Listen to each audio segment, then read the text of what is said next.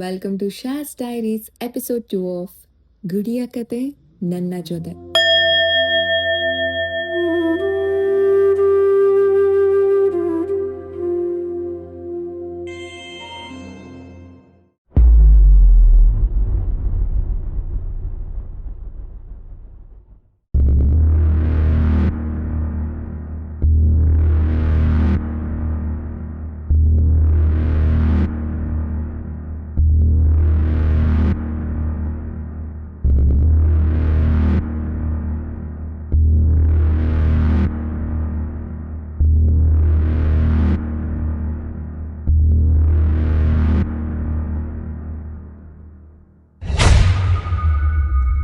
ದಕ್ಷನ ಯಾಗ, ಶಿವನ ಕೋಪ, ಕೊಟ್ಟಿಯೂರಿನ ಹೊಟ್ಟು ಇವೆಲ್ಲವನ್ನು ಇವಾಗಲೇ ಎಪಿಸೋಡ್ 1ನಲ್ಲಿ ನೋಡಿದ್ದೀರಾ. ಇನ್ನು ಇವತ್ತು ಮತ್ತಷ್ಟು ವಿಷಯಗಳ ಬಗ್ಗೆ ತಿಳ್ಕೊಳ್ಳೋಣ. ಕೊಟ್ಟಿಯೂರಿನ ಶಿವಲಿಂಗ ಮನುಷ್ಯ ಕೈಯಿಂದ ಪ್ರತಿಷ್ಠೆ ಮಾಡಿದ್ದಲ್ಲ, ಅದು ತಾನಾಗೆ ಹುಟ್ಟಿದ್ದು. ದಕ್ಷ ಯಾಗ ನಡೆದ ಜಾಗದಲ್ಲಿ ಶಿವನೇ ಉದ್ಭವಿಸಿದನು. ಹಾಗಾಗಿ ಇದನ್ನ ಸ್ವಯಂಭೂಲಿಂಗ ಅನ್ನುತ್ತಾರೆ. ಸ್ವಯಂಭೂಲಿಂಗಕ್ಕೆ ಪ್ರತಿದಿನ ಅಭಿಷೇಕ ಪೂಜೆ ಮಾಡಿದರೆ ಲಿಂಗದ ಶಕ್ತಿ ಕಡಿಮೆಯಾಗುತ್ತೆ ಅಂತ ಶಾಸ್ತ್ರ ಹೇಳುತ್ತೆ. ವರ್ಷದ 337 ದಿನ ಬಾವಲಿ ನದಿಯ ನೀರೇ ಅಭಿಷೇಕ ಹಾಗೂ ಪ್ರಕೃತಿಯೇ ಪೂಜೆ ಮಾಡಲಾಗುತ್ತದೆ. ಮನುಷ್ಯನ ಸ್ಪರ್ಶ ಇದಕ್ಕೆ ಬೇಕಾಗಿಲ್ಲ. 28 ದಿನ ಅಂದರೆ ವೈಶಾಖ ಮಾಸ ದಕ್ಷ ಯಾಗದ ನೆನಪು. ಈ ಮಾಸದಲ್ಲೇ ದಕ್ಷ ಯಾಗ ಮಾಡಿದ್ದು, ಸತಿದೇವಿ ಪ್ರಾಣ ತ್ಯಾಗ ಮಾಡಿದ್ದು, ವೀರಭದ್ರ ಯಾಗ ನಾಶ ಮಾಡಿದ್ದು. ಆದ್ದರಿಂದ ವರ್ಷಕ್ಕೆ ಒಮ್ಮೆ ಮಾತ್ರ ಆ ಯಾಗದ ನೆನಪಿಗಾಗಿ, ಶಿವನ ಕೋಪ ಶಾಂತವಾದ ದಿನದ ನೆನಪಿಗಾಗಿ ದೇವಾಲಯ ತೆರೆಯುತ್ತಾರೆ. ಉಳಿದ ದಿನ ಶಿವ ಮೌನದಲ್ಲಿರುತ್ತಾನೆ. ಇದು ಶೋಕದ ಸಂಕೇತವೂ ಹೌದು, ಪೂಜೆಯ ಸಂಕೇತವೂ ಹೌದು. ಸರಳವಾಗಿ ಹೇಳುವುದಾದರೆ, ದಿನ ತೆರೆದಿರೋ ದೇವಾಲಯಕ್ಕೆ ಮನುಷ್ಯನ ಪೂಜೆ, 28 ದಿನ ಮಾತ್ರ ತೆರೆದಿರೋ ದೇವಾಲಯಕ್ಕೆ ಪ್ರಕೃತಿಯೇ ಪೂಜೆ. ಇಲ್ಲಿ ಇನ್ನೊಂದು ಅಚ್ಚರಿ ಇದೆ.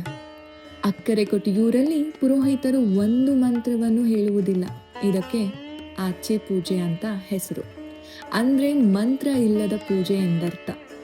ಕಾರಣ ಇಷ್ಟೇ, ಶಿವನ ಕೋಪದ ಜಾಗ, ಜೋರಾಗಿ ಮಂತ್ರ ಹೇಳಿದರೆ ಶಿವನ ಕೋಪ ಮತ್ತೆ ಎಚ್ಚರವಾಗುತ್ತೆ ಅಂತ ನಂಬಿಕೆ.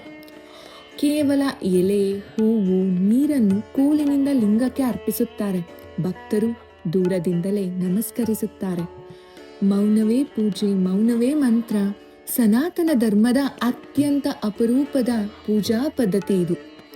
ಮತ್ತೆ ಈ 28 ದಿನಗಳಲ್ಲಿ ಒಂದು ದಿನ ನೀರಮಳಿ ಇರುತ್ತದೆ. ಅಂದ್ರೆ ದೇವರ ಸ್ನಾನ ಎಂದರ್ಥ. ಆ ದಿನ ಸಾವಿರಾರು ಭಕ್ತರು ಬಾವಲಿ ನದಿಯ ನೀರನ್ನು ಕೈಯಲ್ಲಿ ತೆಗೆದುಕೊಂಡು ಲಿಂಗದ ಮೇಲೆ ಚಿಮುಕಿಸುತ್ತಾರೆ.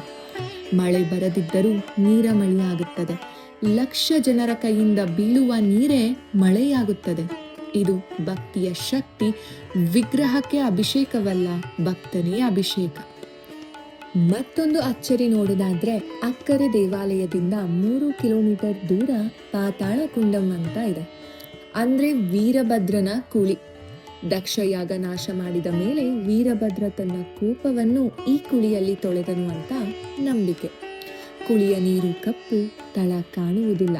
ಇಂದಿಗೂ ಯಾರು ಇಳಿದಿಲ್ಲ, ಇಳಿದವರು ವಾಪಸ್ ಬಂದಿಲ್ಲ ಅಂತ ಸ್ಥಳೀಯರು ಹೇಳುತ್ತಾರೆ.